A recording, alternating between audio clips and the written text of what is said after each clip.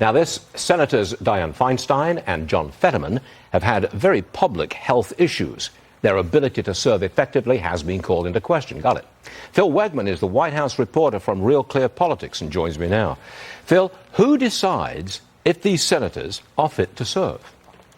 Ultimately, that's the voters, and because Senator Dianne Feinstein decided to stand for re-election in 2018, and because Senate Democrats never did anything about an impolite open conversation on Capitol Hill, we're going to be having a pretty uncomfortable debate about litmus tests, about age requirements, and you're going to see Senator Dianne Feinstein at the end of her career in the crossfire of all of this because of politics. But can't you have exactly the same situation arriving with President Biden?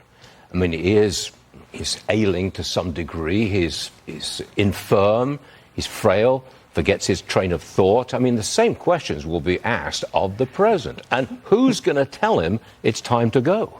Well, they certainly will be asked of President Biden. I think that he is ready for that question. He probably welcomes it.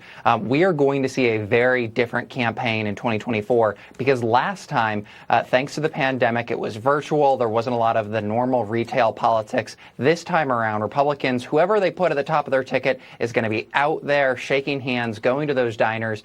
And President Biden is going to have to be there as well. I think, though, that despite his age, right now it seems that Biden has been pretty capable of outfoxing Republicans on Capitol Hill. So it's not so much age, it's a question of competence. But do you think senior Democrats will be going to call on the president to say, time's up? I mean, you implied that that's what they're going to do. I'm not certain that Democrats would. I think that there's a uncomfortable question about Feinstein, certainly, because there have been reports going back to 2020 that she has been having cognitive decline and is unable to, remember some of the most recent conversations that she has had. I think it's a very different case with the president. He certainly seems to be in control of all of his faculties. It would have been a proactive discussion for Democrats. Wait. He forgets himself. He stumbles. He sometimes loses his train of thought.